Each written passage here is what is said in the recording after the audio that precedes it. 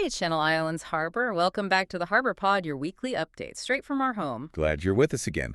We're bringing you the most important news from our Channel Islands Harbor right here in Oxnard. Yeah, we gather everything for you. It's your easy update from locals for locals. This week, we're diving into the kind of beautiful contradictions of our harbor. Right.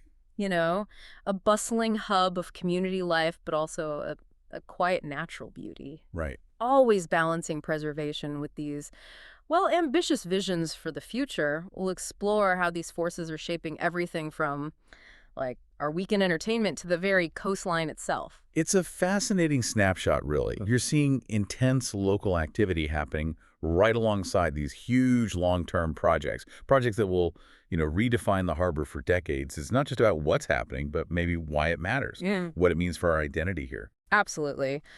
So let's kick things off. Looking back at the vibrant energy around the harbor over the last 7 days, that's August 27th to September 2nd. It's been a fantastic mix, lively entertainment, sure, but also some deep community engagement. What really stood out to you from this past week? Well, the end of August definitely went out with a bang, didn't it? The Concerts by the Sea summer series wrapped up, and by all accounts, psychedelic summer at Harborview Park on Saturday, August 30th. That was a huge success. Oh, yeah. Good turnout. Seemed like it. The atmosphere was just electric, apparently. Families, friends, enjoying the last of those long summer evenings. That was 4 to 6 p.m. Yeah. It really captures that, that quintessential harbor vibe we all love. And the nights kept buzzing long after the sun went down. Our local favorites really kept the energy high, like Mrs. Olson's Coffee Hut, the place with those amazing breakfast burritos. Total institution. Oh, for sure. They hosted karaoke with the band on Thursday, August 28th, starting at 8:30 p.m. And just down the way at the Shores restaurant, great spot for waterfront dining, they had karaoke with Lay. Same night, also kicking off at 8:30. So plenty of options for singing your heart out. Exactly. Sounds like everyone had their pick. And for those who prefer to listen to the pros, the live music scene was vibrant too. The Oxnard patio at Zachary Dunes on Mandalay Beach had Chris Simeon performing. That was Friday, August 29th, from 6 to 8 p.m. Nice. And later that evening, the Shores also featured Nustro from 8:30 to 11:30 p.m. So what's clear is there was just no shortage of opportunities to simply unwind and soak in that unique harbor atmosphere. Right. Speaks volumes, I think, about the community's desire for these kinds of gathering spaces. Totally agree. And, beyond the sheer fun of it all, we also saw a really heartwarming example of our community's spirit. Real guppy outdoors, incredible organization, all about youth fishing and education. They've been actively fundraising for their Dockside Learning Doors Open initiative, and they're making fantastic progress towards their $14,400 goal. Donations have been steadily coming in just over the past few days. Yeah, and what's really impactful about that, for you, the listener, is that it's more than just a fundraiser, Yeah. right? It's our community directly investing in the next generation, connecting them with the ocean, teaching them valuable skills. Exactly. It's a testament, I think, to how these smaller grassroots initiatives are just as vital to the harbor's future as, well, the much larger development projects we're about to discuss. That's a great point. It's about nurturing both the environment and the people who call it home. Speaking of those larger projects then, let's pivot. Let's talk about something truly monumental that will literally reshape the harbor's future. There's been significant movement on the Carl's project at Fisherman's Wharf. Feels like a real game changer. You're absolutely right. It is. The California Coastal Commission gave its approval to the Carl's project. That was back on August 14th, which was just a huge milestone. Clears the way for this new waterfront attraction. Modeled after Carl's popular German destinations, is that right? That's the idea right here at Fisherman's Wharf. And yeah, this isn't just another development. It's a bold vision. Could really redefine the harbor's tourism landscape. A German-inspired village right here in the Channel Islands harbor. That certainly sounds unique. But bringing such a large-scale concept to a, tight-knit community like ours, that must come with its own set of considerations. What exactly does this approval mean for our community now? And what kind of experience can we actually expect? That's a great question. And it really speaks to that broader conversation about growth and identity, doesn't it? So the immediate next steps, they involve securing building permits from the city of Oxnard, then beginning pre-construction work. Okay. We're looking at construction starting in 2026. with a grand opening targeted for spring 2028. Wow, okay. So still a ways off, but moving forward. Definitely moving forward. And the vision is, like you said, a family-friendly destination, following Carl's signature village model. Blending playful design with engaging experiences, it'll include a market-style building, diverse restaurants, family entertainment areas, a cafe and bakery, and other recreational amenities. And they say it's specifically designed to celebrate our region's maritime and agricultural culture. Okay, so it's not just like importing a concept wholesale, but integrating it with our local flavor. That's interesting. I imagine the Ventura County Commercial Fishermen's Association, the VCCFA, must have an opinion on a project this scale affecting Fisherman's Wharf. They absolutely do. And interestingly, the VCCFA has actually submitted a letter of support. Oh, really? Yeah, they see it as a crucial opportunity to incorporate commercial fishermen into its plans. And this integration, well, it's key. Key to ensuring the project respects and enhances the existing working harbor rather than just overshadowing it. Right. That makes sense. It's about creating synergy, Yeah. between new attractions and our deep-rooted maritime heritage.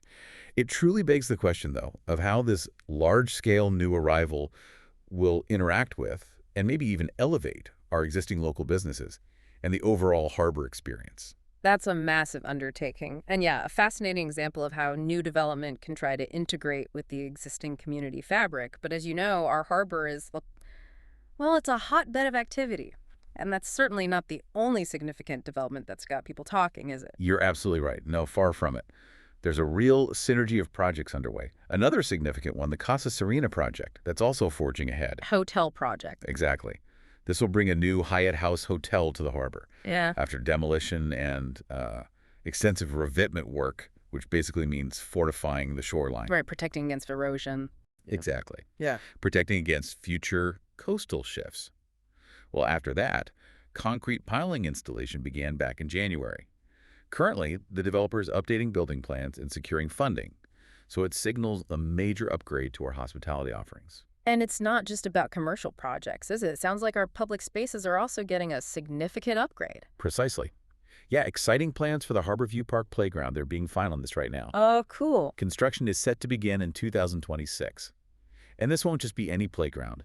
It's promising a maritime-themed play area with sensory elements, inclusive swings, really designed for everyone.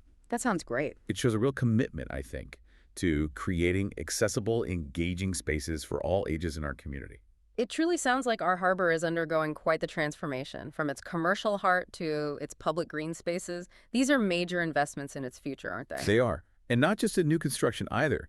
We're also seeing significant marina modernization projects, which are just vital to the harbor's core identity as a boating destination. Yes, definitely. The Bahia Yacht Marina replacement, that's led by Suntex Marinas, began pulling pilings back in late February. They're on track to replace 84 slips with 91 new ones by December 2025 or maybe January 2026. So pretty soon. Yeah, relatively soon. Plus, docks at Safe Harbor Anacapa Isle Marina. Those are expected to be completed this year. And Vintage Marina is planning its own rebuild for 2026. Wow. These aren't just cosmetic changes, They're essential infrastructure upgrades, ensuring our harbor remains a premier, state-of-the-art home for boaters for decades to come. Okay, so while all this development is incredibly exciting and very forward-looking, our community is also deeply engaged in discussions about our natural environment, our local resources. That proposed dune restoration project at Hollywood Beach, that has certainly sparked a conversation with many layers. It absolutely has. Residents at Hollywood Beach have voiced, significant opposition to the Army Corps of Engineers' proposal for dune habitat restoration. What are the main concerns? Their concerns are varied, ranging from the potential for permanent fencing, which, could impact beach access, Right. to the use of herbicides, and the broader question of how man-made dunes might change the natural beach experience. The project, for its part, aims to protect endangered species like the western snowy plover and the California least tern. What this highlights for you, the listener, is that inherent tension. The tension that can arise when conservation goals meet local community concerns over access and, traditional land use. That tension, balancing human activity with environmental protection. That brings us to an even broader conversation we've been following. The ongoing debate over California's marine protected areas, or MPAs. This feels like a particularly complex issue. passionate arguments on all sides. It truly is complex. California is currently undertaking its first 10-year assessment of its network of MPAs, and this process has just ignited a critical debate. On one side, you have environmental advocates, folks like Douglas McCauley from UCSB's Benioff Ocean Science Lab and Sandy Aylesworth of the Natural Resources Defense Council. They are strongly advocating for expanding these protections. They often call these areas underwater Yellowstone, arguing they're vital for letting fish populations rebound, spill over into nearby waters. Right, the spillover effect. Exactly. Creating a lucrative tourism industry and helping our oceans build resilience against future stressors like climate change. It's a powerful vision, ecologically speaking. That makes a lot of sense from a conservation perspective, yeah, allowing nature to heal and thrive. But from what we've seen, not everyone agrees on how best to achieve that balance, especially when it impacts livelihoods. That's precisely where the local perspective becomes so crucial. You take Blake Herman, a fourth-generation commercial fisherman from right here in Ventura County. He supports the overall concept of the network. However, he argues that some no-take zones areas where all fishing is completely prohibited might be too restrictive. Why is that? Especially for migratory species like swordfish and tuna, fish that are only temporary visitors to those specific areas, you're just passing through. Okay. So he's actively petitioned the state to allow limited fishing in 3 such zones around the islands. And the Ventura County Commercial Fishermen's Association, VCCFA, they're also a very active voice in this discussion. They're supporting efforts that could increase commercial fishing opportunities and, understandably, opposing further restrictions. Right. Final decisions on these petitions are expected early next year. So this really underscores that complex challenge, balancing vital conservation efforts with the need to sustain the livelihoods of our local fishing community, a community whose heritage is so deeply tied to these waters. Yeah. This raises an important question for you, the listener. What stands out to you in this ongoing discussion about our local marine environment? Is it the conservation imperative, the economic impact, or maybe that delicate balance between the two that resonates most? If you're loving what you're hearing and want to stay informed about these critical discussions, make sure to hit that subscribe button so you never miss a deep dive. Yeah, definitely do that. And we'd love to hear from you. Drop a comment below or leave us a review to tell us what you think. And, in a powerful move to further support our local fishing community, the VCCFA is also actively working to establish something really cool, a local open-air outdoor fishermen's market right here in Channel Islands Harbor. Oh, wow. Really? Yeah. They're leveraging a significant new law, AB 226, which is a real game changer. For the first time, it empowers commercial fishermen to basically cut out the middlemen and sell their incredibly fresh catch directly to you, the public, starting in 2025. That's truly exciting. That sounds like a fantastic way to connect residents directly with locally caught high-quality seafood, building that direct relationship between our community and the people who harvest from our ocean. Absolutely. It strengthens the entire local food economy, puts the freshest fish directly into your hands, often, within hours of being caught. Amazing. This isn't just about commerce. It's about celebrating and sustaining a vital part of our harbor's heritage. Okay, so as we sail into the next 7 days, that's September 3rd to September 9th, there are a couple of key events you won't want to miss in the harbor area. Always a good time to get out and enjoy our community. Definitely. Mark your calendars for this Sunday, September 7th, because the Channel Islands Harbor Farmers Market will be in full swing. Always a good one. Yep. You can find fresh local produce and so much more at 3350 South Harbor Boulevard. Starts at 9 in the morning, runs until 2 in the afternoon.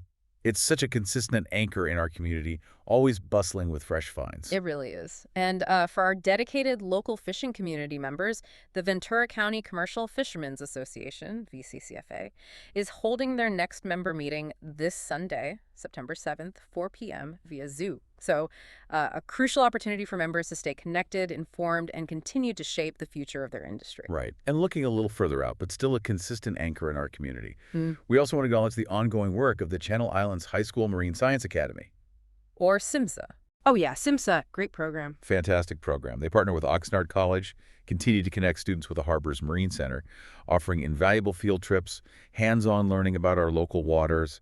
It's just an ongoing, vital example of how the harbor nurtures education, fosters a love for the ocean, and actively shapes the next generation of environmental stewards and maritime professionals.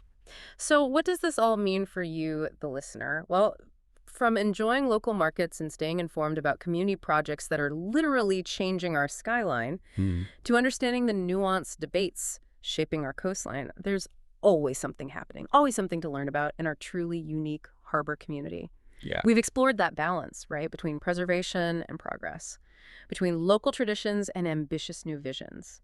What role do you see yourself playing in the ongoing evolution of our vibrant harbor? Something to think about. It's clear, isn't it? The Channel Islands Harbor is a place of constant evolution, where community engagement, economic development, environmental stewardship, they're all in active, dynamic discussion.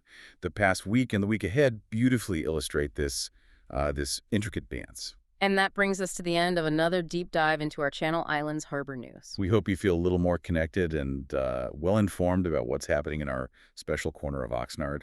We'll be back next week with more updates, keeping our finger on the pulse of everything that makes our harbor so dynamic. Until then, keep your compass pointed towards discovery. Fair winds and calm seas, everyone.